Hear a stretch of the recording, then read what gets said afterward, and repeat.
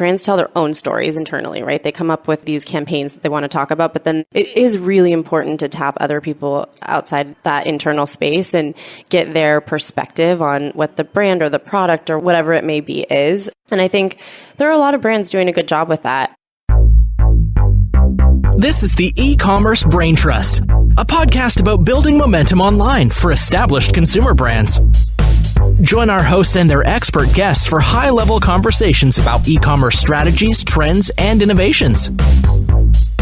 Access our Braintrust and boost your brand's e-commerce potential.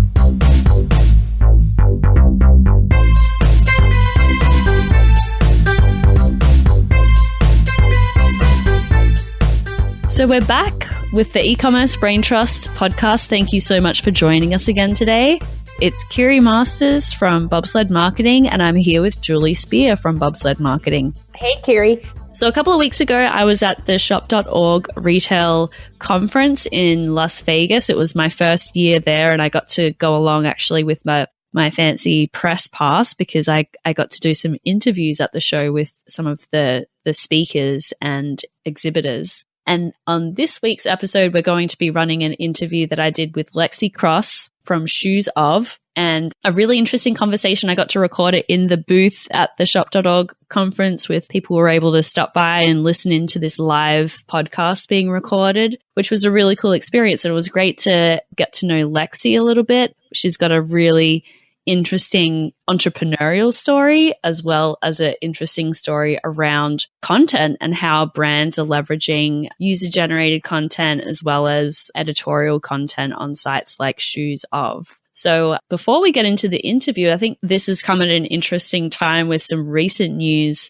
from Amazon and in the e-commerce space around visual search. So I know, Julie, when you listened back to the interview, this kind of got your brain ticking around some recent news in the space. So what were you thinking? Yeah, well, in your interview, spoiler alert, one of the things that Lexi says she's really paying attention to for brands is visual search and how that's unfolding.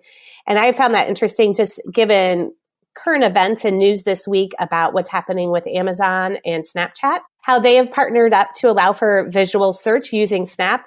You can take a picture of a product, it'll scan it, and if the algorithm all connects, an Amazon card will click up and link you to an Amazon product page where you can make purchase of that product. And I found it interesting. I'd also seen on a morning show earlier this week about how Pinterest is really leveraging their visual search. So it seems like the world of search is ultimately moving from somewhat of a hands-free or text-free zone into this visual voice zone now. Right. So Amazon's really coming at it from two angles. There's the no visuals, voice only, which you could argue with some of their Echo products. They have the visual component as well, so you can see what you're looking for. But the voice only and then visual search, which is just visual and no voice commands. So are they hedging their bets a little bit? Sounds like it.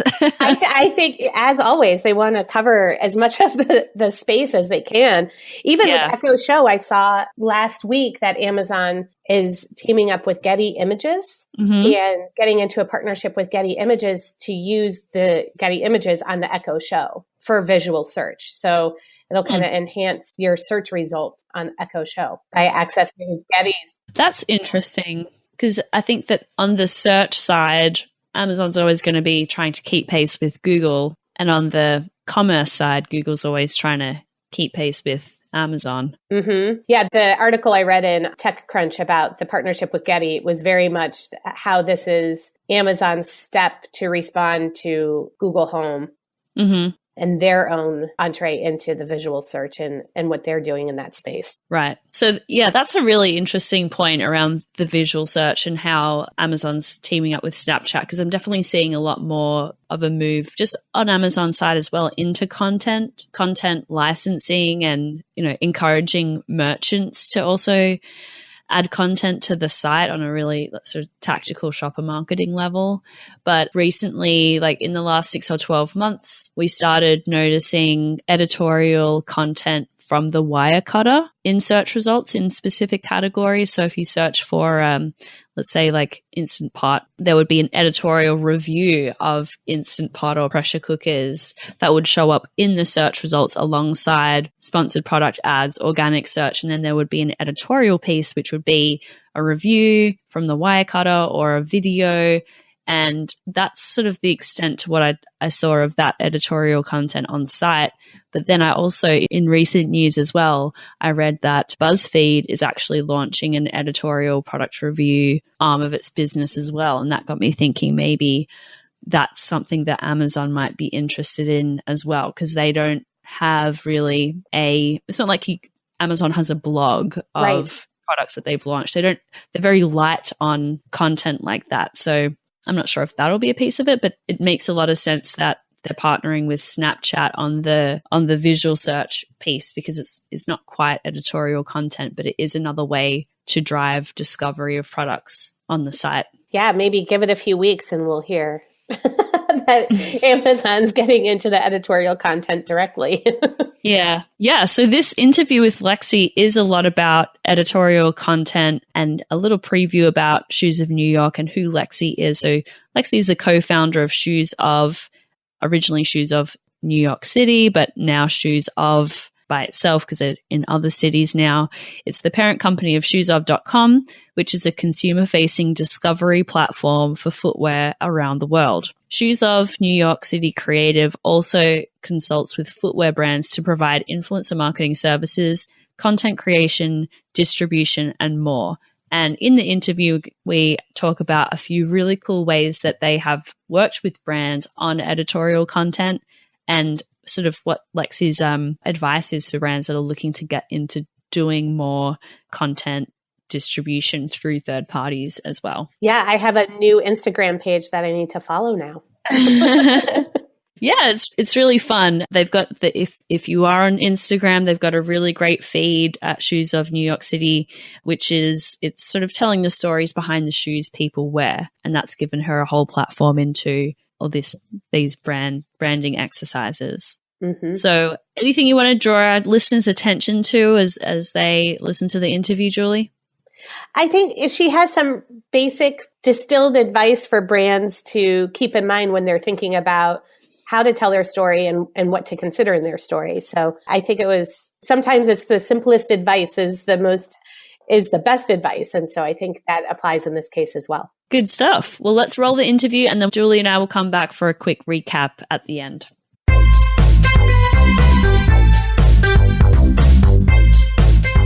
So I'm here with Lexi Cross from Shoes of New York. Thank you for coming on the podcast. Yes, thank you for having me. I'm very excited to be here. And this is your first ever podcast interview? It is my first ever. Great. Well, I'd love to get a little bit of your background about how you came to start up Shoes of New York and the evolution in the last 4 years or so. Yeah, so I started Shoes. We actually technically are calling ourselves Shoes of now because we've expanded to different cities around the world. But the company started as an Instagram account, Shoes of NYC. And it was 4 years ago, almost exactly. I was working in marketing prior, and I was always interested in fashion and blogging and writing. And I sort of got this idea on a whim, like I'm going to stop people in New York and take pictures of their shoes and get a story. And it was, yes, I'm interested in footwear, but I'm really interested in people. So it was a fun way for me to interact with different humans in the city. Yep. Have that like human interaction, and then also have a platform to, talk about footwear and fashion. So started as an Instagram.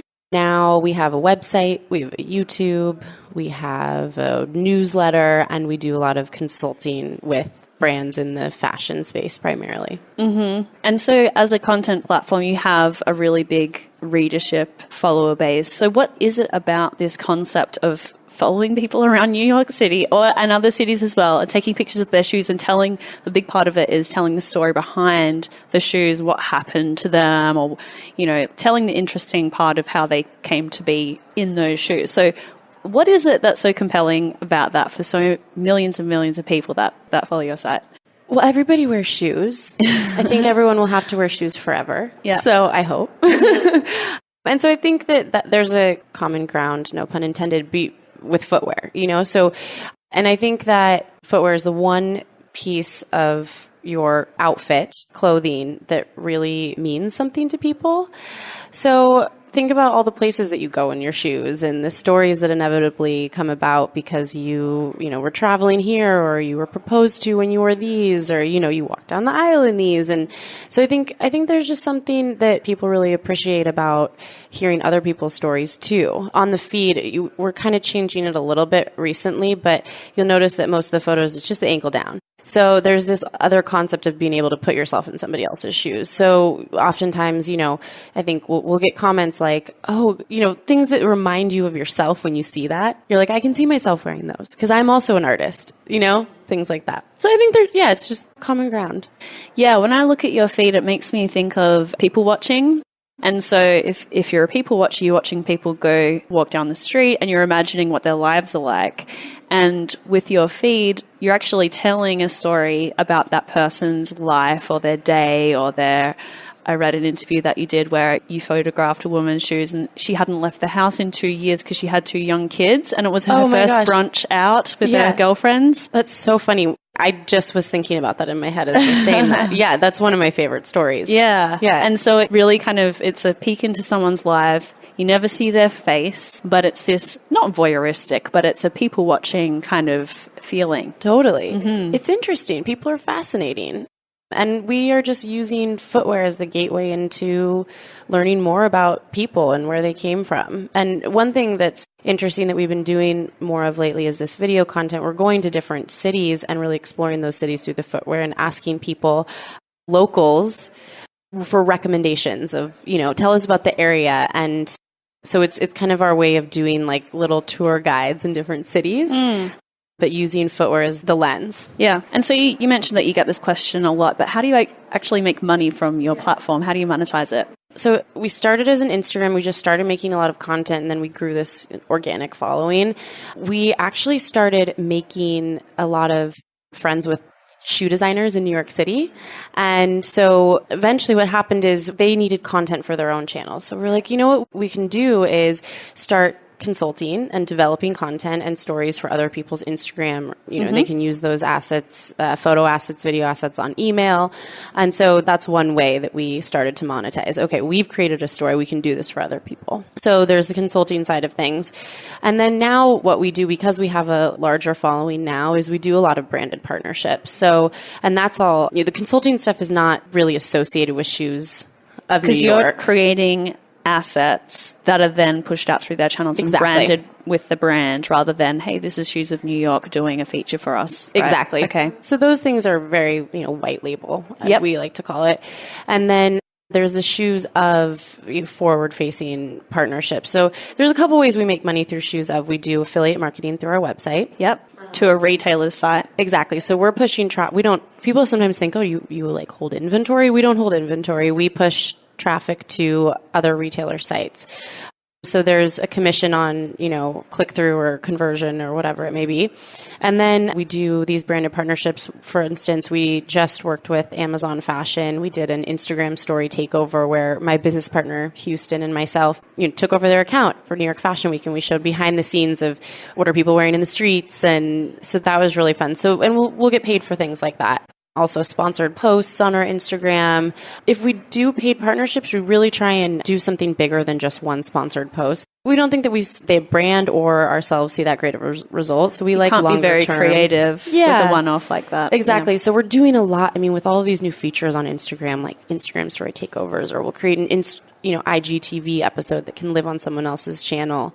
And we don't have, we have a significant following, 45,000, but it's not nearly as big as some other influencers in the space. And so I think where our value is, we're just doing something different than other people. So we've found that we're doing a lot with brands that they themselves have a large following, bigger than ours, but we can come in and be content creators within their feed as Shoes of New York. Got it. Yeah. So there's a lot of that happening. And they might have a bigger following than you, but I would imagine your following is really engaged and very active and loyal. So they're also splitting out a new audience for them. Yeah. So we're at shop.org 2018 now, and we're seeing there's a lot of retailers here. There's some vertically integrated brands, technology companies, and you did a talk yesterday as part of a panel about content and storytelling. So could you give listeners like a sneak peek into what that discussion was like and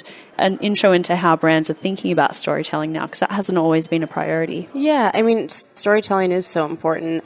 I think, the talk I gave was a lot about just how are we taking our content and driving commerce. And so, as I mentioned, we do have this website where taking these images, and I kind of like to call it an elevated Yelp review, a little bit of what we're doing, right? Because we're having these people talk about their shoes, why they love them, why they're wearing them, and any emotional attachment that they may have to them, which, is always the thing that brands want to do is emotionally connect with people. And so our website, those photos then drive traffic to, like I said, other retailers. And so there's that content and commerce connection. I think when it comes to storytelling, obviously you have to be authentic, and it's so cliche because everybody says that, but really producing content that you yourself would want to see if you are the target consumer for your brand, right? Yep. So I think it's about being authentic, and there's so many different ways to create content these days and drive sales with all of these features. And so I think brands just have to figure out what are the right channels for me, what's the right content for me based on what I want to see if I'm this consumer of my own brand. And right. Yeah, that's a great point. And there's, it sounds really simple. Just go and create authentic content and connect with your audience. But so few brands actually can do that and are doing it well. So they're looking to thought leaders like yourself and platforms and content creators that have a real authentic connection. So I guess the brands that are doing this really well are engaging with content platforms like Shoes Of, with influencers, with media, and then they're also doing their own storytelling. But living in the world that you live in, who do you think is doing a really good job of storytelling as a brand, whether it's through influencers and other channels or themselves directly? Well, all of my clients. We're doing a really good job. Yep. Before they worked with you, not so great. Much. Yeah. Now that we're just killing it. There's all the obvious ones. Like you look at Glossier is like a really good example, of course. I would say, what other companies do I think are doing a really good job? What are your thoughts on the Nike campaign, most recent Nike campaign? I think it's awesome. Yeah, I'm a big Nike. I'm like team Nike. I have to say, I don't know if I'm allowed to say. I love Nike. I think Nike does a really good job in general. And we just did a project with Nike actually that I am really proud of. That was very much based in storytelling, and which I can speak to a little bit now. Great. Yeah, I love that. Yeah. Nike did every summer now there's this New York versus New York tournament, and it's a street ball league in New York, and they bring the best high school players from the tri-state area together to compete. And it's these leagues have been going on for a really long time, but it's so important to the community, and there's such a culture. It's so fascinating. And so Houston and I had never attended one of these tournaments before, and it was so fun. We went and we really documented the whole experience through the lens of footwear with, what we do. And we kind of found that a lot of the footage of it was based on not our footage that we did, but other footage that we saw was very much based on the players, which is, of course, but we focus on the community. So people that were in the stands and what was the footwear that they were wearing and why was this event so important to them and the community. And so that piece of content was super cool. And it was really fun to work with Nike and see that they recognized that there was something more than just the players there. It's like about, the whole community of people. Not just the stars. Exactly. Yeah. And so what did that campaign look like? You did a video? Yeah, we did a video. It was, I want to say 4 to 5 minutes, which now feels like, pretty long form content. And yeah, it was kind of broken down where we talked about a couple of different courts and the history of those places and then what's the intersection between basketball and footwear and style and culture. And so the video is really cool and it's on our YouTube channel. Excellent. Yeah. So that's a really strong example of a brand that, they have their own storytelling devices, and the recent Copernic campaign was, so polarizing and generated so much conversation. So they obviously know what they're doing with storytelling themselves, but they're still working with content creators to come up with something different that they would never have really done themselves, obviously. Yeah, I think bringing influencers into the mix is always so important. And like you mentioned, I think you broke it down really well saying, okay, brands tell their own stories internally, right? They come up with these campaigns that they want to talk about, but then it is really important to tap other people outside that internal space and get their perspective on what the brand or the product or whatever it may be is. And I think there are a lot of brands doing a good job with that. Away is another one you see. And again, they're talked about quite a lot, but I think they've done a really good job with their content strategy of, getting so much user-generated content, tapping not even influencers necessarily that have some crazy following, but just brand advocates. So I would say that Away is another one that's doing a really good job with content. So what tips do you have for brands who are looking to build a more authentic connection with their audience? Let's say it's a smaller brand and it's not something that they've done historically, or we're talking about like a smaller e-commerce brand or a retailer who's just getting started. Yeah, your question is asking me how they would connect with their audience authentically. Yeah, exactly. To begin thinking about storytelling and building a connection with their audience, just in general, how you would help them start thinking about that. Would you encourage them to really do a lot of that legwork themselves or start working with outside influencers? Yeah, I mean, I'm always a big advocate of getting outside perspective. So you're so tied to your own brand. You sometimes can't see how other people see it and what makes it valuable from other people's perspective. You're like looking at it like, this is such an important feature, or like, this is, and it doesn't always matter to other people. So I think it's really important. And I think that's why Houston, my business partner, and I love working with brands, is that we kind of bring this outside perspective. Well, have you looked at your product in this way? Have you thought about it from this point? Or like, we've seen brands talk about this in this way. And so I think probably getting an outside perspective on, how do you see my brand? And then also really considering who is your target and who you're trying to talk to. Because I think, like I said before, if you are your target audience, let's say you build a product because there wasn't something in the space that you wanted to fulfill a need that you had, right? And so you're your target audience. And so if you need to create content that you really want to see, if you don't like what you're putting out, no one else is going to like it, right? So I always say that, like, make sure that you are really into the content that you're creating. Yeah, that's a really good point. We were talking a little bit before the recording that my first company was this really niche crafts supply company. And it was something fun that I did on nights and weekends. But it was, my first products were all around DIY lighting and lampshades. And so I, sourced those products, obviously, but then I was filming tutorials. I was I was doing everything, bookkeeping, building the website, fulfilling orders. But then the most important thing in this space was the content. And so I just had to get good at that. I had to get good at telling the story of the product and how it was helpful and putting this content out there to explain, what people could do and what the possibilities were and how it all worked. And so there's some videos out on YouTube that are like 6 years old, which have over 50,000 hits of me making a lampshade. And of course, I'll look back at that and be so mortified of, the production quality or the fact, the lighting was bad or whatnot. But I did it and I put something out there and it was good enough at the time as well. So to your point as well, like, you need to have a certain level of quality and a connection with your audience, but you also need to just do it. Oh, yeah. Oh, my gosh. One of my mentors recently, and I think he might have gotten this phrase from someone else, but he said, what would this look like if it were easy? And I think it's a good way to look at content creation too. Like, you have to love it and it has to be on brand, but like also just do it, like it doesn't have to always be like the biggest production. Yeah. And it's intimidating. Sometimes you're like, okay, I have to create all this content. Everybody's making content. Mine has to be better than theirs. And we have a client we work with and we take all of the photos on iPhone. Mm-hmm. I mean, we've launched product and it's, a pair of shoes on concrete and you take a picture and you put it up and it's fine. So I think, it's obviously totally dependent on the brand, but I do think that looking at things from that perspective of like, what would this look like if it were easy? Can I get the same result with a little bit less time and money? Yes. That's a really great point. And just to backtrack a little bit in your story as well, what's your reaction to the content that you first put out there?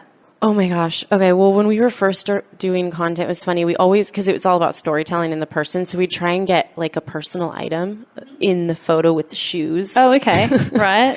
It didn't last for very long because it just didn't work. But it's funny. We'd like put, we stopped this artist and so we tried to get her like notebook with her pen next to the shoes. And okay. It was funny. I mean, we didn't know like that we wanted to have this very specific side profile of shoe. Like we just went out and just started doing it, and I think there's just so much pressure now around creating this like exceptional content from the very beginning. But I say just experiment because people don't care. They care, but like they spend so much time looking at so many different things that if you change your perspective, it's okay. So you just start. I think that's very important. Yeah. Not get bogged down with analysis or, people, how are people going to react to us pivoting a little bit with the style? Yeah, totally. And so what does the future look like for Shoes Of? Now you've expanded to different cities. Yeah, we have different cities. It's cool. So our website, you can filter through different cities that we photograph shoes in. We have some contributing photographers in different cities that will consistently send us pictures of shoes from there. So that's really cool. Like I mentioned, we're really trying to get into YouTube and video content. And I think for a long time when Houston and I started this, we didn't want to have ourselves associated with it because what if we just don't want our faces attached to this? We wanted to be about the shoes and the people. And the more time went on, the more inquiries we had of like, what happens behind the scenes? Like, who are you? Yeah, like you're literally running up to people and stopping them and having these like, I think people get scared of talking to other people in the street, right? You're like stranger danger or something. So I think we've decided that we want to show that behind the scenes. And so now we're doing a lot of these, like I said, kind of episodes in different cities where we really show who are the people in this area. What are they like? What are these interactions like? It's about the footwear, but like we said, it's about the people. And so we want to do more branded video content like that. So in one of the videos, like Houston and I are both wearing a pair of New Balances. We weren't paid by New Balance, but we both, were wearing the same shoes in that episode. So I think, that's where we really want to take it. We want to go explore the world and document shoes and people along the way. That's great. So you're on your own journey about changing slightly how your content is, the delivery of it. Yeah, it's going to be more of a focus on the two of us, I think. So since we're at shop.org having this conversation, what's been your experience being at the event and seeing all the different kind of technology solutions and things that your clients as brands, these are all things that they're thinking about. What's been your reaction? Well, it was my first time speaking on a panel. So I think that was taking up a lot of my headspace, which was really fun. I think what's really interesting is seeing how different people are utilizing content and like stories and Instagram TV and things like that. So I think just kind of hearing conversations or even after the panel, having people come up to me and give their feedback and stuff was kind of interesting. I'm probably going off topic a little bit. One thing I'm really interested in is visual search and where that's going to go. So I think conversation around that, like, can I take a picture of somebody's shoes and then it just pops up on my phone? Like, this is where you get them. I think that's going to be like a really interesting space to see how that develops. That's going to have huge implications just for the way that you run your business as well, because when you shoot someone on the street from a commerce standpoint, you then have to go and source, okay, maybe we can't find that exact style, so we have to find something similar. Absolutely. What does that process look like? That seems like it would take so long. Yeah. It's really manual. Yeah. I mean, it's really highly curated. Our website is like me going through and saying, kind of tapping into my knowledge of brands that exist and saying, oh, I know that this Gucci shoe, I know somebody kind of did something similar and it's a lower price point. So we'll take that Gucci shoe and we'll put it there and we'll show people you can buy it here or you can buy it here for a lower price point, From Zara. Trying to be somewhat democratic, I guess, in our approach to what we put there because not everybody can afford those luxury shoes. Yeah. But they want to have something similar because they love it. So we do show like, this is the exact shoe. And then this is a, mid and low price point or the alternate, we're taking a picture of like a lower price point pair of shoes. We'll show the luxury version of that too. But it is really manual and I like it to be like that actually a little bit. Because you have to think about it. And I don't just go to Google and search, red heel and then pick ones that are different price points and throw them on our website. Like I'm really looking at our library of brands and thinking to myself, oh, I know that this shoe, the designer that's from, London, I know that she has a pair of heels that are kind of close to this. And I'll go to that website. And even if we're not making money affiliate wise, it doesn't bother me. I just want people to have a really strong offering and make it very much about discovery and new brands. So you enjoy that thought exercise because you're a shoe junkie? Yeah, I guess so. Yeah. But I also want to support smaller brands. There's a lot of really cool brands that are doing direct-to-consumer business now. So I think it's fun to bring those to life. Yeah, that the direct-to-consumer brands is an interesting emergence because and this is kind of coming full circle on our conversation, because with things like Amazon and all the marketplaces and just how easy it is to run a fulfillment process and target people with ads and things like that. There seems to be so many more brands than ever before, and they're independent brands, and then they're also offshoots from major companies. And then Amazon Fashion, they are launching like 60 brands a year. They just bought Shopbop, which is a whole new addition. Yeah.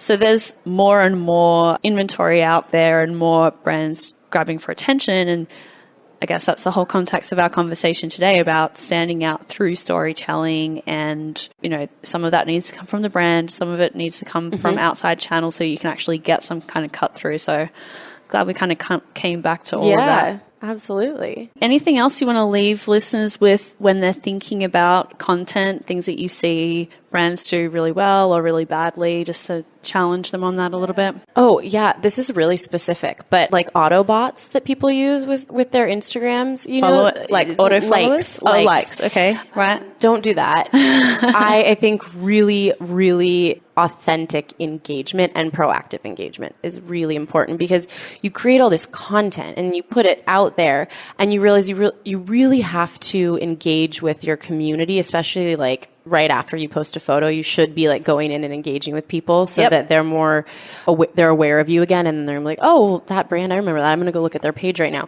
I think making sure that you're really spending time interacting with your audience is so important. It's not just like putting content out. It's making sure that you're giving back, like engaging with other people's stuff, and I think a real person. Yeah. So it's creating the content, but like supporting it. Yeah. This is not easy stuff. That takes time and energy and thought, and you need to interact with people. You need to be thoughtful and connect with them. And being in the Amazon world as well, there's so many short-term hacks like paying for reviews or like, playing dirty tricks with your competitors and all these short-term tactics, which are very, very short-term, very much focused on improving your SEO rank or something like that. And it's the same thing in social media with paying for likes, paying for followers and brands, because influencer marketing is there's no real like benchmark of what you should pay this type of influencer and that one. It's all very open-ended right now. And brands are getting so frustrated with the fact that so many influencers at some point along the way, they're paid for likes or they're paid for followers, things like that. And so then it erodes, just like on Amazon and all these crappy fake reviews, it erodes the trust in the whole platform. And no one wants to have anything to do with it anymore. So I think if you're going to be a responsible corporate citizen, you just do the hard work. Yeah, do the hard work. Talk to your customers and engage with them in an authentic way. Yeah, absolutely. It's really, you have to decide what kind of brand do you want to be. I'm sure some of that stuff works. It does. It does in the short term. There's validity. But I think I'm a pretty big believer in imagining, like, if this were face to face, what would I do? Like if I'm having this conversation with a person and it wasn't over a phone, how would I like interact with them? Right. So yeah, I think that is very important. Well, thanks for coming on the show. I'm glad it was your first time and we had a really great conversation. Yeah, so I think it was really good. Lexi. Thank you for having me and asking such great questions. It was very interesting for me as well. Good stuff. Well, I'll see you around.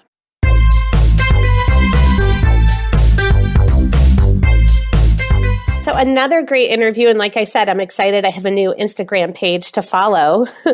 As I had said going into the interview, I'd mentioned that Lexi offered some pretty the simple advice for brands to consider when they're determining how they can build their own story or tell their own brand story. And she kind of she offered 3 different things that I took note of: getting an outside perspective, and then who's your target audience? Who are you trying to speak to? So it's not super novel, but it's the essentials. That is what you need to keep in mind when you're determining the story that you want to tell.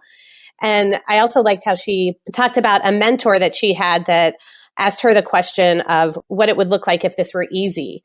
And I think that actually captures her advice in a nice way as well. Like, get to the essence of it, keep it simple, and that's where you start to tell your story. Yes, I've actually that question's been bouncing around in my head the last couple of weeks ever since. When I think about a difficult problem or, something that's kind of complicated, what would it look like if this were easy? And it is such a great lesson for merchants and brands to think about as it pertains to, let's take an example, selling on Amazon. It's not, you don't need to have the most beautifully produced and edited video in the world to have a great product video or a great brand video. It can be simple, it can be personal, and just as if it's authentic and you're connecting with the customer, then it doesn't matter if it was kind of shot on an iPhone. You can always refine from there. So I love the example that she gave of, they have all this expensive high-end camera equipment. What would it look like if this were easy? Might be shot on an iPhone. And it's not tech, for all the photographers following their feed, they would be able to tell. But for pretty much anyone else, something shot on an iPhone X is 98% undetectable from something shot on a high-end camera. So that, I really love that advice. I've personally been thinking about it a lot as well.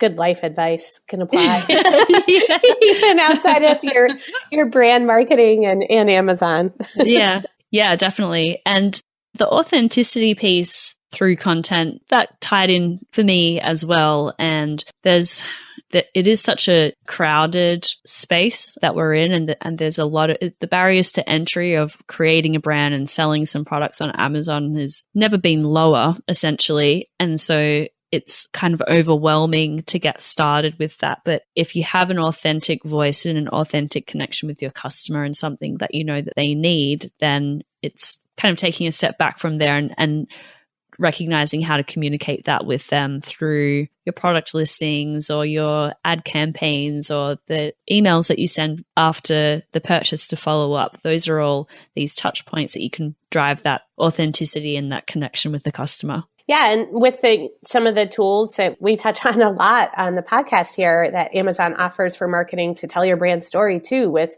enhanced content on your product pages and your brand store.